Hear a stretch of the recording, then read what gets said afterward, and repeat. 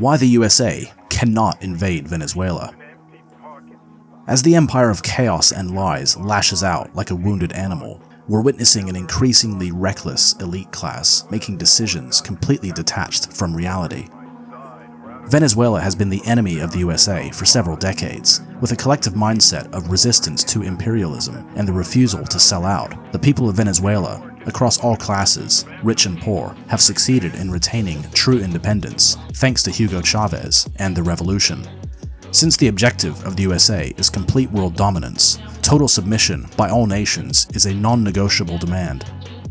Any that refuse are met with political interference, sanctions, color revolutions, regime change, and if necessary, total destruction, whatever it takes to remove opposition to US hegemony.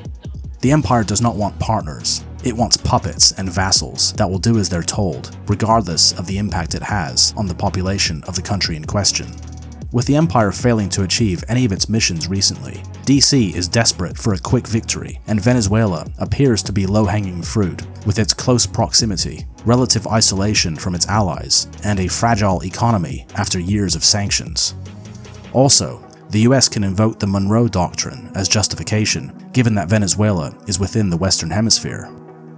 Venezuela also hosts the largest proven oil reserves in the world, something the USA desperately desires to take control of, not only for its own economic benefit, but also to prevent its main rival, China, from accessing. Disrupting China's access to natural resources is America's only answer to losing competitiveness. Although Venezuela is relatively close to the US, invading and occupying the country would be extremely difficult, if not impossible, given the existing capabilities of the US military forces. An invasion would require at least 500,000 combat soldiers, something the US simply doesn't have. As a naval power, the USA certainly holds the upper hand at sea, where a blockade can be put in place.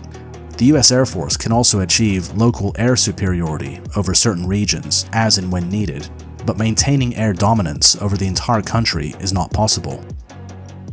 At the height of the Vietnam War, there were around 540,000 US service personnel on the ground fighting alongside their South Vietnamese allies, numbering several million, in a country nearly 3 times smaller, and they still lost. The US does not have a friendly faction inside Venezuela that can offer combat-ready soldiers, at least not in any significant numbers. Any ground forces would be on their own fighting an enemy with a history of anti-imperialism on their own turf, and with the support from neighboring countries.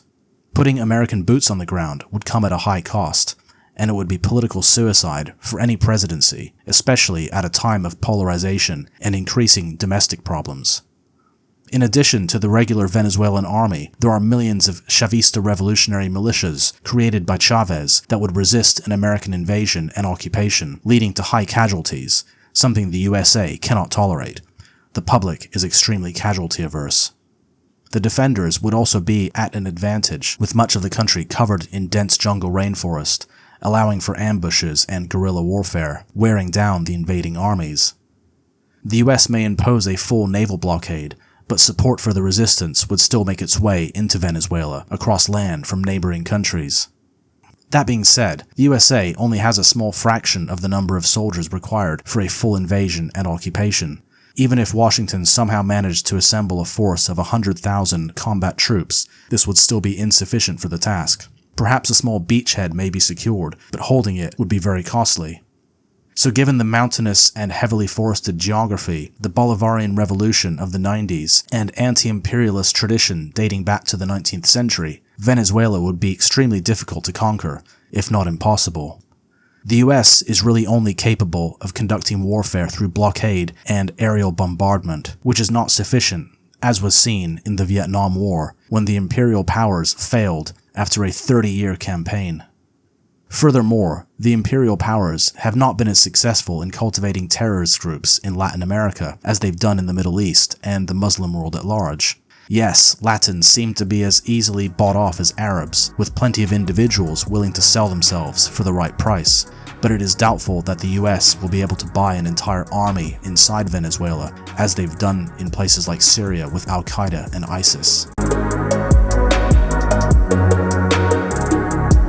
Thanks for watching. If you like this content, please consider subscribing. Please also share and leave a like. It's free and it helps the channel. Also, a big thank you to all of you who have very kindly donated. I very much appreciate your generosity, as this channel is demonetized.